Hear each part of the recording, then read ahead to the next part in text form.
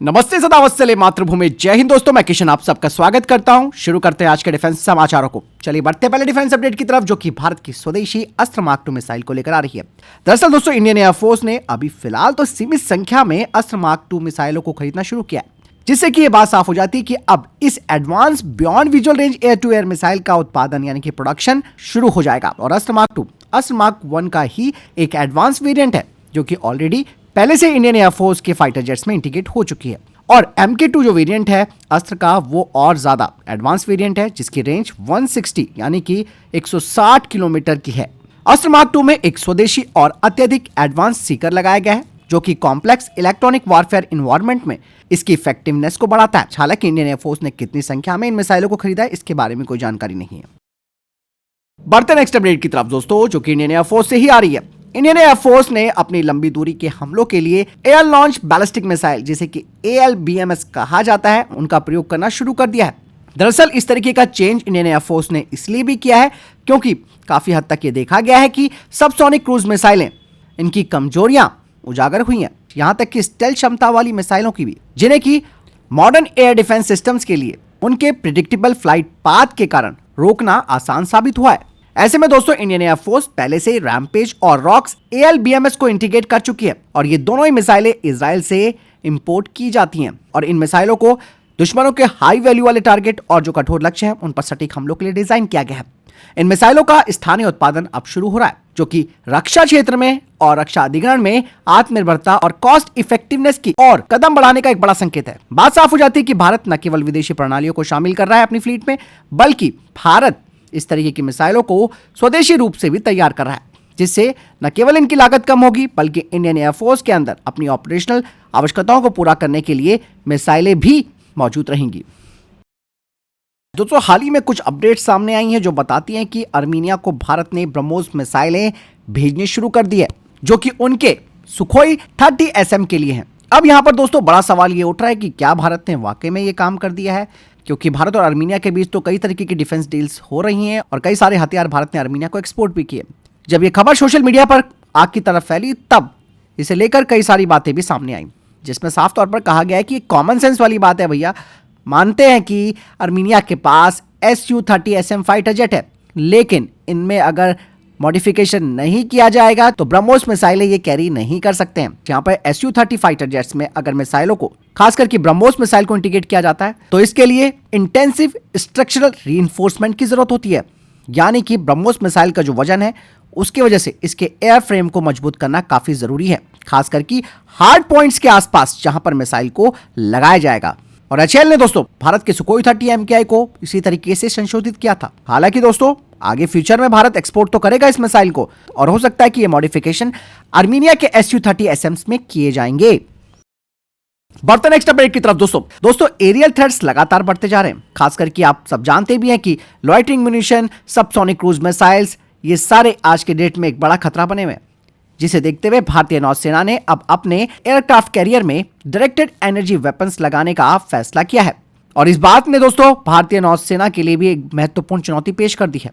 लेकिन दोस्तों यहाँ पर ये जो डायरेक्टेड एनर्जी वेपन्स है, वो एक बेहतर सॉल्यूशन है भारतीय नौसेना के लिए, क्योंकि दोस्तों ये लाइट की स्पीड से अपने टारगेट पर हमला करती हैं।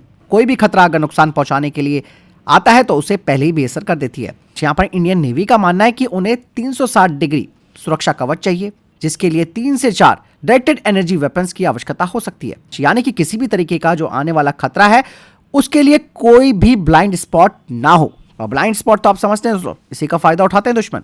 यहां पर दोस्तों DRDO already cutting edge directed energy weapons को बना चुका है, जिसमें कि एक 30 किलोवाट का डायरेक्टेड एनर्जी वेपन है और दूसरा 100 किलोवाट का डायरेक्टेड एनर्जी वेपन।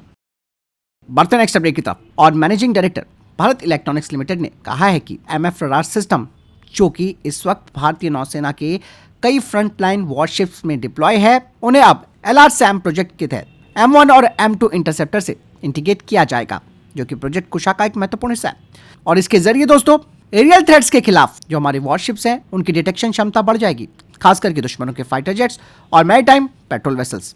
और इससे भारतीय नौसेना की जो क्षमता है, उसमें काफी वृद्धि होगी। कहा जा रहा है कि इनके जरिए जो हमारे फ्रंटलाइन वॉरशिप्स हैं, वो किसी भी तरीके के थ्रेट्स को 250 किलोमीटर की रेंज में डिटेक्ट कर सकते हैं और उन्हें एंगेज भी कर सकते हैं।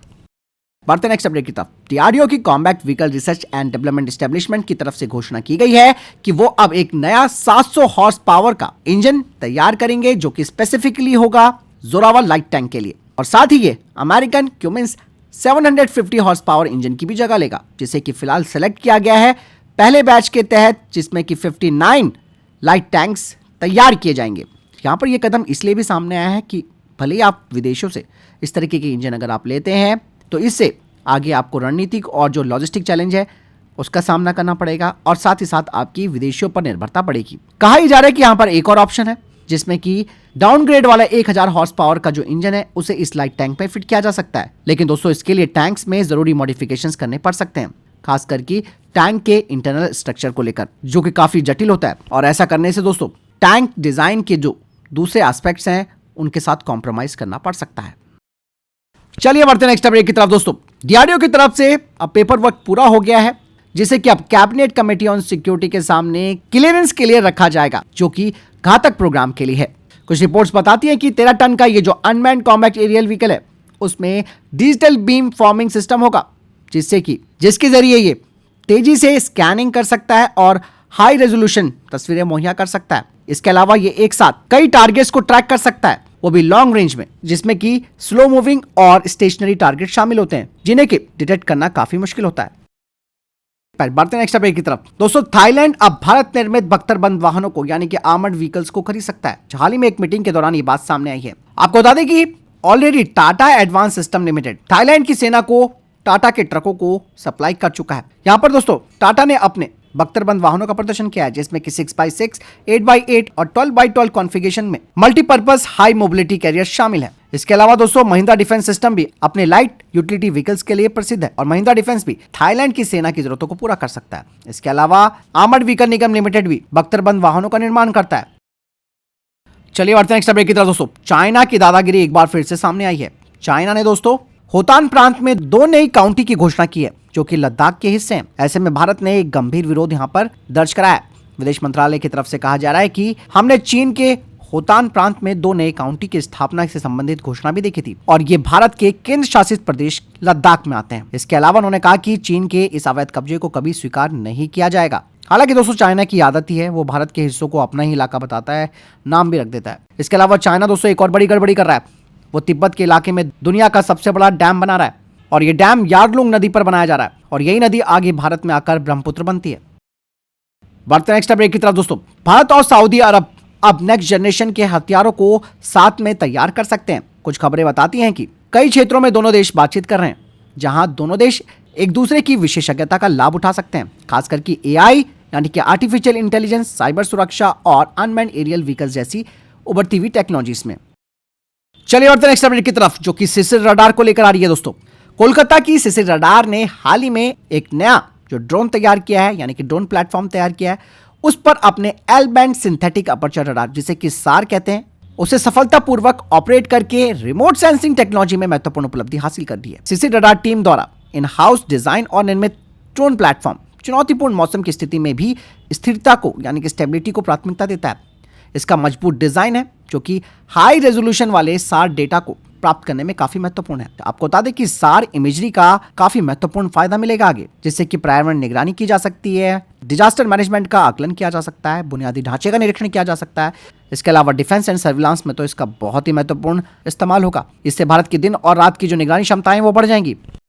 तो फिलहाल इस हफ्ते के टॉप डिफेंस अपडेट वीडियो के सामने कोई प्रश्न जवाब है, आपको कोई सवाल कमेंट सेक्शन में लिखकर जरूर पूछ सकते हैं। वीडियो को लाइक और शेयर जरूर कीजिएगा। जय हिंद, वंदे मातरम।